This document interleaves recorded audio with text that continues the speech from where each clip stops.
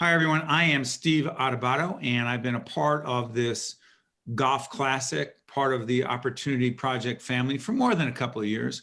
That's what happens when you're friends with Mark Burson, all good things. You try to get involved and make a difference. And we've been involved in Connected Opportunity Project for, as I said, many years. This is the 28th year of operation for the Opportunity Project in cooperation with Children's Specialized Hospital at RWJ Barnabas Health, a longtime partner, friends of ours as well. And I'm in public broadcasting, and RWJ Barnabas Health has been a big supporter of what we do. I want to give you a little background for those of you watching right now. And listen, you understand Opportunity Project, but I just want to go through a few things so you really can appreciate and understand the progress that has been made before you meet a terrific young man. Chris will be joining us in just a minute to share his story. So this is the 14th annual Golf Classic, the Opportunity Project Golf Classic. It's a great fundraising event. So, all right, how much money are we talking? Well, I want to let you know this. The leaders of this effort, the organizers, have told me that this year's event is on track, as we speak, to bring in more funds than ever before. Now, you may ask, how is that happening? Well, I want to let you know that the day of this outing includes exclusive gift bags, brunch, prizes. When you sign up for the games, boutique is open to the public. All the proceeds, all of them go to Opportunity Project. So let me give you some more details about this terrific day. The brunch takes place from 11 to 1 p.m. Tea and desserts. I mean, what would it be without tea and desserts? I know Chris is listening right now. He's like, Steve's really going to tell everyone that there are tea and desserts. That's right. 1 to 3 p.m. The boutique is open from 10 a.m. to 3 p.m. Card games. I mean, I'm a blackjack person, but there are all kinds of other games being played 11:30 a.m. to 3 o'clock p.m. All right.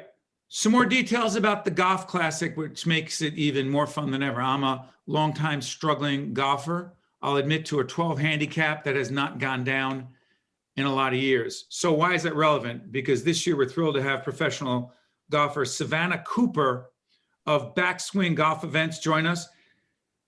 Savannah is going to be challenging you, beat the pros at the Golf Classic this year.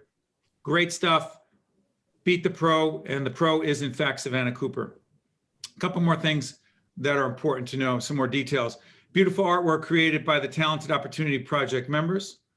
Also going to be featured at the event. At the end of the day, everyone will have the opportunity to make, you wonder why I'm reading this, because it's important information. At the end of the day, everyone has an opportunity to make an additional donation. And I know I'm always thrilled to be able to do that along with so many of you. We raised so much money that day in addition to the golf outing right on the spot. You could take home a piece of artwork for $500 and over the donation. Some accomplishments for Opportunity Project over the past year, just to keep you up to date on how great things have been going. Expansion of Opportunity Project speech and language pathologist. That pathologist is now full-time, providing additional groups and individual services to members. How about this? A couple more details. Establishment of a monthly caregiver support group, which offers crucial support and socialization. So important, socialization to those living with and those caring for individuals with brain injuries. Now let's talk about the clubhouse, the Opportunity Project Clubhouse. So there have been some upgrades, some terrific upgrades. Status quo, never an option. Always improving, always growing, always trying to be better. Some upgrades include the following: continued enhancement of technology, right? Look, we're doing this remotely right now. Technology is huge. Requested funding for a new handicap accessible van. The facility is completely now touch-free. You don't have to touch anything. That matters. Installation of a whole building air purification system. And get this, Opportunity Project boasts, it doesn't boast, it doesn't brag, it's a fact. 96% satisfaction rating from its members. 100% of participants' caregivers would in fact recommend Opportunity Project to others. Opportunity Project offers a variety of group and peer-to-peer mentorship and support, vocational, nutrition, self-advocacy, and grief counseling groups. These services have provided endless support to those who would otherwise feel isolated, potentially hopeless, and extremely anxious. So, I mean, that's a great setup. That's a great setup to meet the young man you're about to meet. This is Chris Jordan. Chris Jordan is an Opportunity Project member. He has a story to share with you. After that, I hope I have a chance to engage Chris a little bit. So without any further ado, this is Chris Jordan. Okay. You got it, Chris. Okay. Hello, I'm Chris Jordan. Okay. I had an accident on October 13th, 2015, 2 days out of my 30th birthday. I had a major stroke and I had an aneurysm. I, I, I have white, I have right-sided weakness and I walk with a brace. I have a shot in my head. I was completely paralyzed. I couldn't walk or talk. I was in a hospital from October 13th to mid-January the next year. I forgot what happened, but I like my physical therapist at the hospital. He got out of bed every day. I went to 3 different rehabs. One I forgot, JFK and Hardwick. I was doing physical therapy, occupational therapy, and speech therapy. I started doing therapy at King University for OT and speech. I met OP's occupational therapist, Mike, there. I met him and I talked to him and I liked him. Then I took a tour of the clubhouse and 2 members showed me around. I liked it. I was shy at first, but I can be myself. I became member relations chairperson twice. I love OP because I can be myself. I love everybody that goes there and the staff and the members.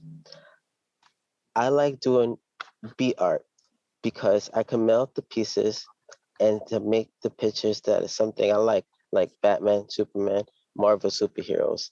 Before the injury, I always do art for profit. Now I do it because I love it. Hey, Chris. Mm-hmm. Thank you. Do you mind if I ask you a couple questions? Yeah, go for it. You mentioned the Opportunity Project Clubhouse, and you really like it.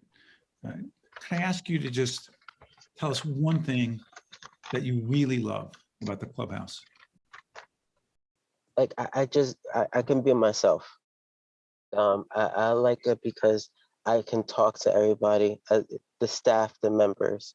I like it because I be myself. I don't know what to say, but yeah.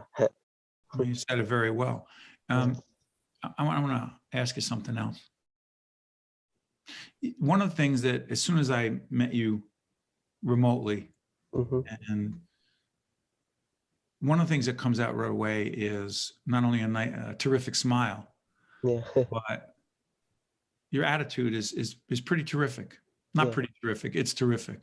Okay. What advice would you have for others who have experienced brain injuries, traumatic brain injuries, and are challenged right now? What message would you send to them right now? Because your voice matters.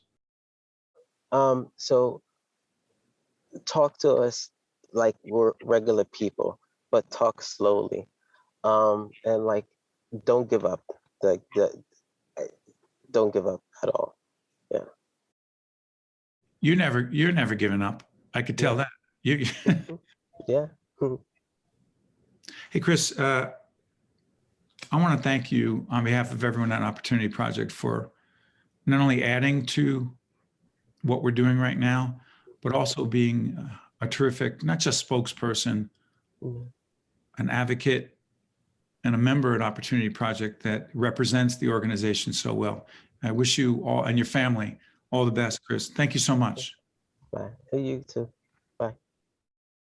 So you just heard from a terrific young man. Chris is a pretty terrific guy. And speaking of terrific people, we have 3 people totally committed to Opportunity Project and the work of this great organization. It's my honor to introduce my good friend, our good friend, Mark Burson, Board Chair, Opportunity Project, Rebecca Galanter, Executive Director, Opportunity Project, and also Dr. Matt McDonald, the third President and CEO, Children's Specialized Hospital. Welcome, all of you.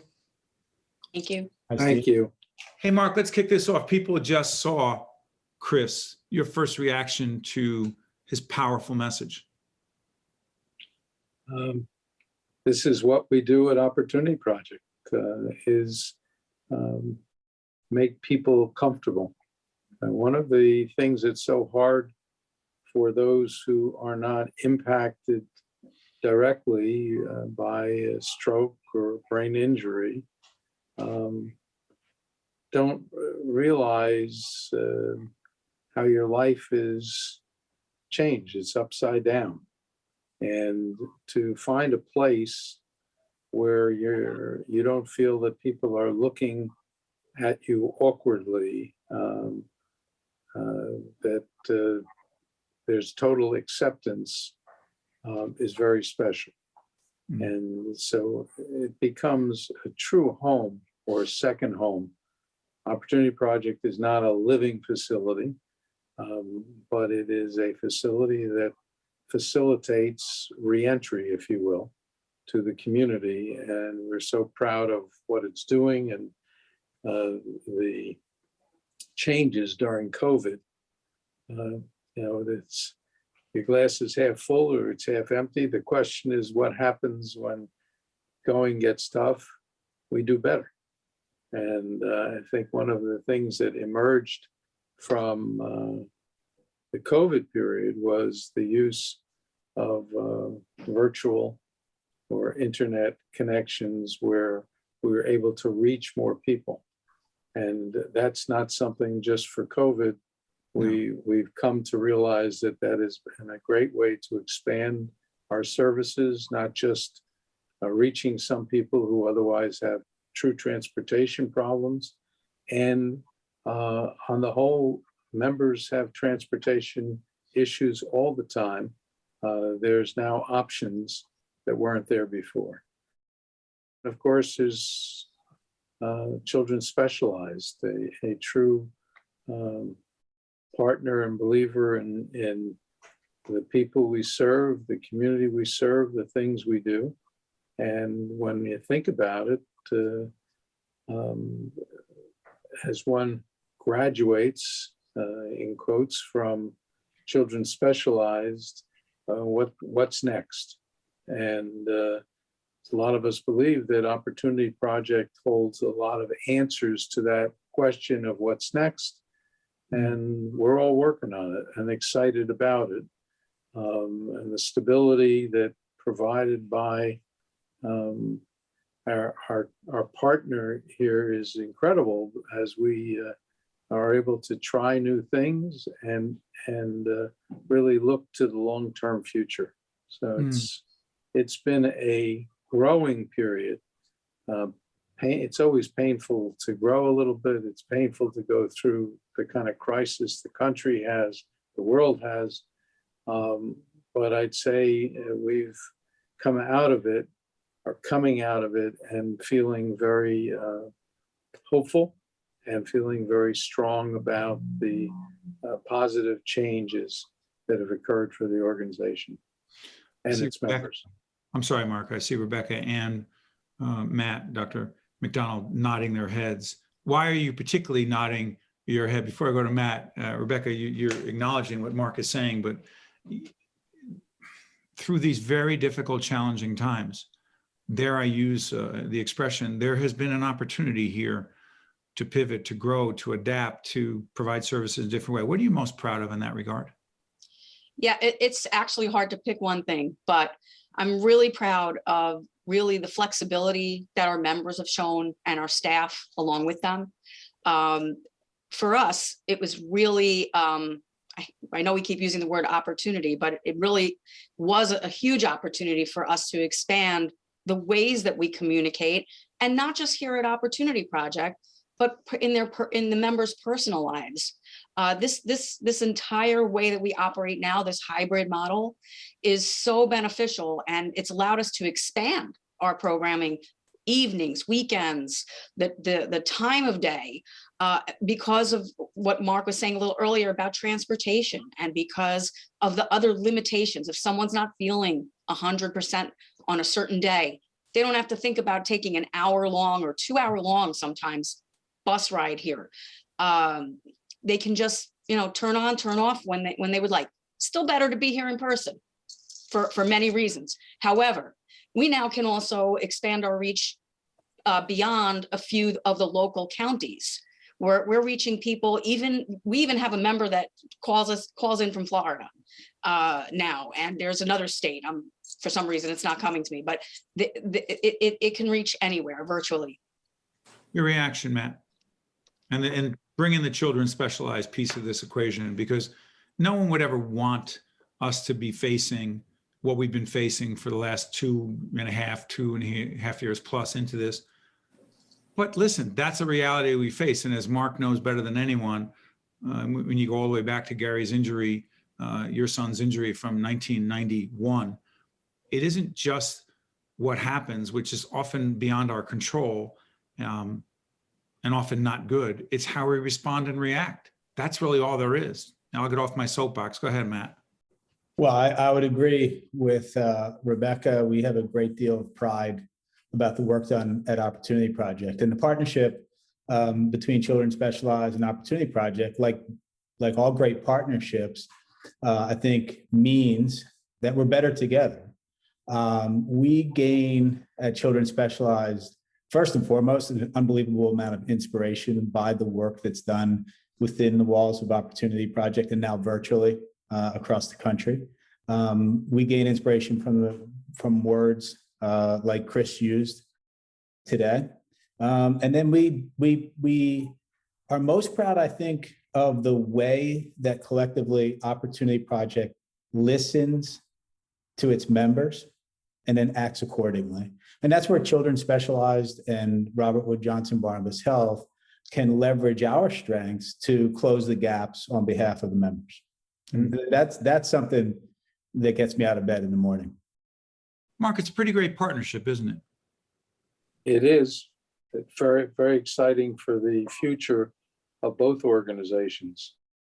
They're not stagnating, they're growing, they're strategizing, and the beneficiaries are those who are served by each of the institutions. Quick follow-up on this, Mark. So it's 14 years, the Golf Classic, 14 years, pretty sure, right? I think so, yes. Yeah, so as we were opening up this this video piece, your team put together some stats, and we're on track to raise a record amount of money. And obviously there are different activities that were not always there, and it's just expanding and growing as we've been talking about, evolving. But for the people who come to this event, who are there, who support it financially, why do you think the support sustains when so many not-for-profit organizations, unfortunately, are struggling in that regard? Why do you think the support, A, is so consistent and generous, and B, what would you say to those folks right now? Well, I think one, it suggests that the event has turned into a very fun time, and there's enough activities that are taking place all the time throughout the golf course. You can be a really fine golfer, or you can be trying to learn, but you're going to have fun that day. So the event itself is not just boring. Let me send a check. People want to come. I think secondly, the message is, as we're seeing the message that we're taping today, is a powerful message. We're helping people who need help to re-enter, to regain control of their lives. That good deed, that good feeling of helping, we all have a little bit of that and we try and make it feel easy. And I think people enjoy hearing the stories, and they feel what we're all feeling today for Matt. He couldn't have been more eloquent in telling how it feels for him, how good it feels to be at Opportunity Project. So I think it's the combination of these things, and a staff and team that puts the event together, because it's really the staff works together with the volunteers that help make this happen. Everyone's committed. They're truly committed. They're believers in what we're doing, and that's there. You have to love it. You have to be as good at it as I think our teams are. And to that end, Rebecca, as Mark talks about the team, the staff, when you were listening to Chris Jordan, what were you feeling? Well, first of all, he doesn't give himself enough credit in one way. He has been here for a few years and he's grown tremendously. He now leads tours of the building. He's a spokesperson. When he mentioned that he was the OP MC, OP member committee, one of the chairmen, that's a leadership role here. And coming in, many of our members, they're totally lost and don't know where to begin. And so this gives them direction. So I'm just so proud of him, but we could repeat his story, almost 700 times over the 29 years that we've been doing this, 28 years, I'm sorry, that we've been doing this. And that's what Chris is representative to me, that it's not just Chris, we're meeting one person, he's wonderful, but the stories are amazing. Yeah. Final question to you, Dr. McDonald. So clearly for Mark, this is personal. For Rebecca, it's personal. It's for so many people who are at this event, the 14th Annual Opportunity Project Golf Classic, it's personal, meaning they believe not just that it's a good cause, there are a lot of good causes, but they're committed on a personal, very human level. For you, you obviously have a clinical background, right? Right, yeah. How was it personal for you? Steve, you enter into the medical field and a little naive. And what I realized early on in my career is I'm blessed to have the opportunity to help other people. What I didn't realize early on in my career is how inspiring and how much I would learn from our patients and their families. So unlike Mark and many others who enter this type of work, I didn't enter because of a personal reason. But for me, every day, day in, day out, I take it very personally in trying to help individuals with special healthcare needs, inclusive of brain injury. And what I've taken away from individuals like Chris far outweighs what I'll ever give. To Matt, to Rebecca, to Mark, I want to thank you. And Mark, I asked you a follow-up question. I'm going to follow up on the follow-up. I asked you, what would you say to everyone listen, you'll say this when we're at the event, but this will be seen before and after. It'll be on the Opportunity Project website for a long time. I know you want to say thank you. Anything beyond that? Well, first, I do want to say thank you to everyone who helps make this possible. That's not only those who are attending and writing some checks, but for sure it's the staff and others who really make it all possible, and the members who are just so terrific. They come out for the day, and it just feels right and makes it worthwhile. Maybe that's why I think we've had, no matter what the weather's been like on the day of our event, we've had nothing but great weather. Now I'm hoping I haven't just, but honestly, it's been one great day after another, and see if we can keep that string going at our next event. Mm. But it's listen, this is what we do is special, and it's thrilling to be able to see this. One of the problems with small organizations are they typically have it's like a sprint. They have a relatively short life and then burns out. One of the, and it's worth saying, primary reasons for trying to put this partnership together was to take this wonderful work that's being done and believe in its future, to be able to expand it and make it part of the regular choices for those who need the kind of assistance that is available through Opportunity Project. I've been at it a long time, and I haven't seen lots of other models grow. We try to duplicate, copy, improve, and I think we have really taken a step forward. And I hope this will continue to be not just success for locally, when I say locally, New Jersey and surrounds, but really to be taken as a model to help others throughout the country. So well said. To Rebecca, to you, Dr. Matt McDonald, and to our board chair, Mark Burson, I want to thank you for participating in this most meaningful conversation. And to everyone watching right now, if I can say this as a longtime friend and colleague, on behalf of the entire Opportunity Project family, as Mark said, to the point as he always is, thank you. Thank you for your support. Thank you for your enthusiasm. Thank you for your commitment to this incredibly important cause. We'll see you soon.